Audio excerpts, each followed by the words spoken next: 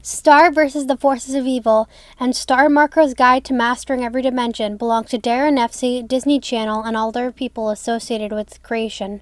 Please go support Star versus the Force of Evil and go buy this book. And alright everybody, Raspberry Barrel here, and now it's time for Chapter 10 in the Star versus the Force of Evil Guide to Mastering Every Dimension. This chapter is a little shorter, and so we're trying to do it in one video. So let's just get right into it. Our bodies are spells. Chapter 10. Mewberty versus puberty. Star and Marco explain. Stages of Mewberty. Figure 1, meh.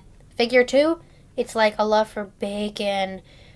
Figure 3, heart cocoon. Figure 4, adult. So, when girls reach a certain age on Muni, they go through this thing. It's sort of major. You know, when you're little, you look at boys and you're kind of like, meh, figure 1. But then one day you look at them and it's like, they're kind of made out of bacon, figure 2.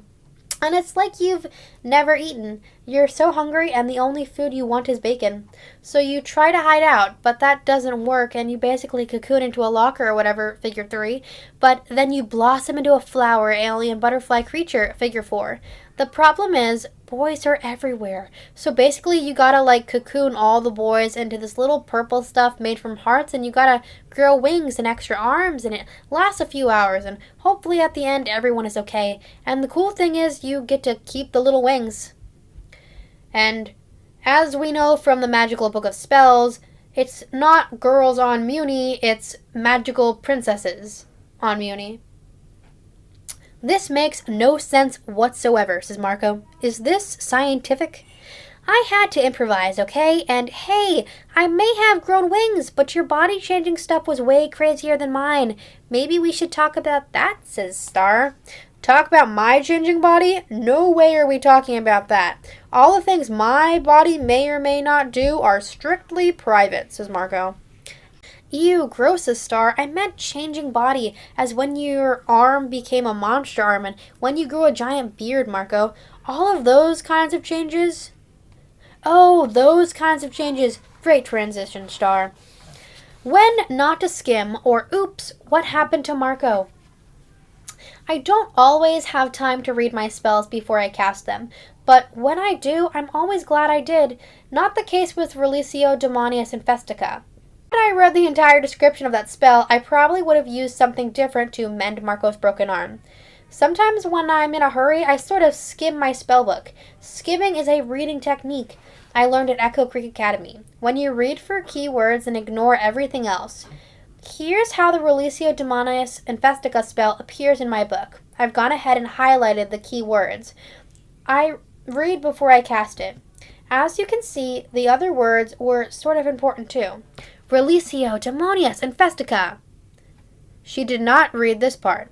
To be cast in the rare instance when you need to. Now she read this. Heal a broken bone. Stop. And infect the host with a demonic tentacle virus. Stages. She read only step 1, bone heals.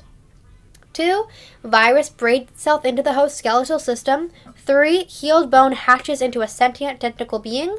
4, tentacle being turns evil and plants negative and destructive thoughts into the mind of the host, causing him to behave in erratic, possible lethal ways.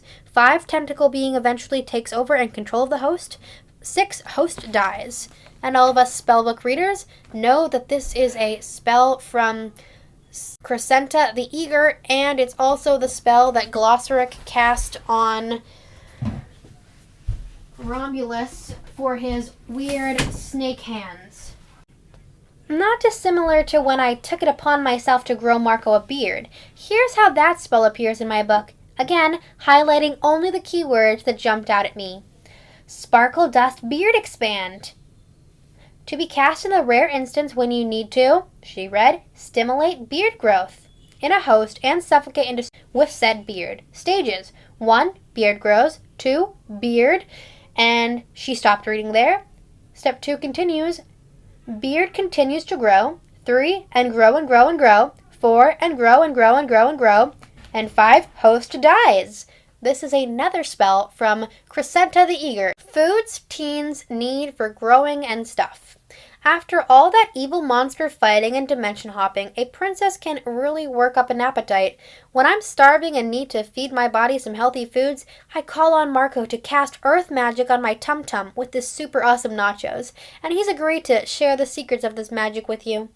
And now, Marco, most family recipes are handed down our generations, but no one in my family knows how to cook, like no one. So I took it upon myself to start the legacy of my family recipes with my super awesome nachos.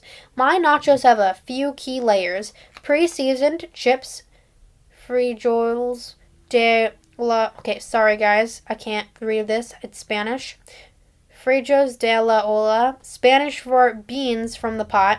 Cheese, guacamole, pico de gola, Spanish for beak of the rooster, and fresh jalapenos.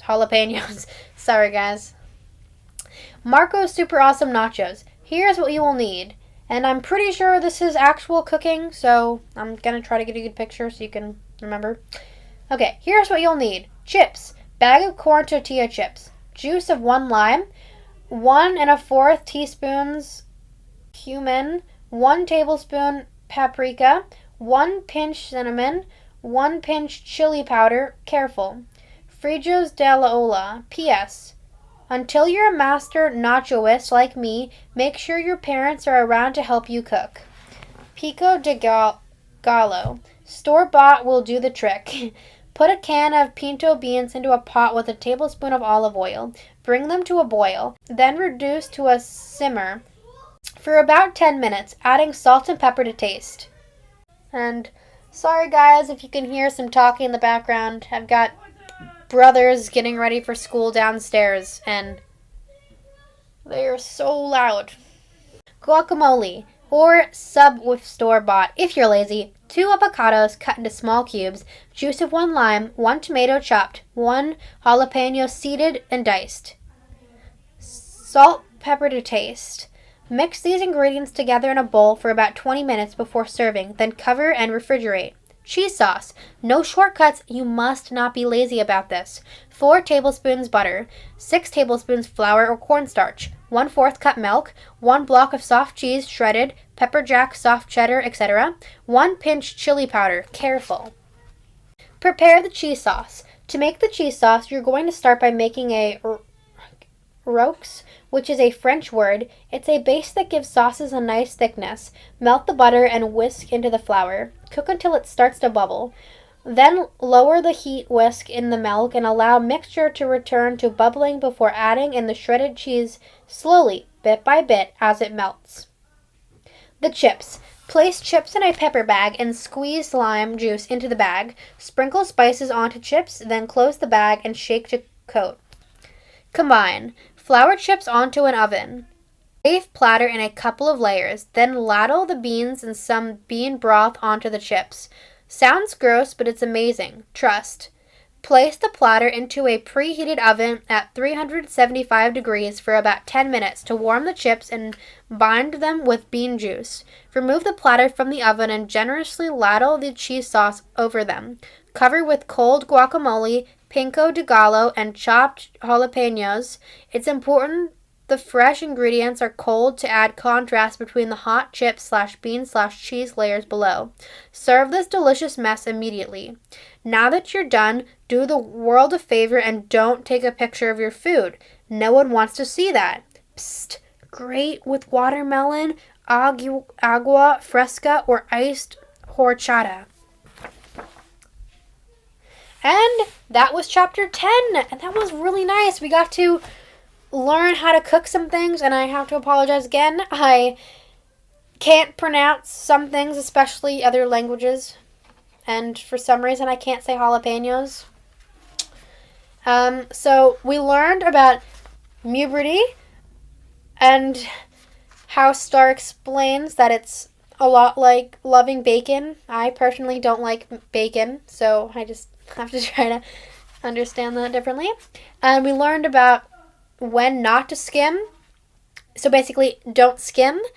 And we learned about Monster Arm and Beard. This is the first time we actually heard about them and realized Star didn't mess up the spell. She just cast a really dangerous spell. And then later we learned that it's a spell made from Crescenta the Eager. And then, we learned these awesome foods. Which, if you make any, I'd love to know, are they good? And so that was Chapter 10 in the Star and Marco's Guide to Mastering Every Dimension. The next chapter, we are going to learn all about fashion. Maybe a little about the Blood Moon. That's either the next chapter or the chapter after that. So, Star vs. the Force of Evil belongs to Daron, nefcy, Disney Channel, and other people associated with its creation. Please go support Star vs. the Force of Evil and go buy this book. Bye!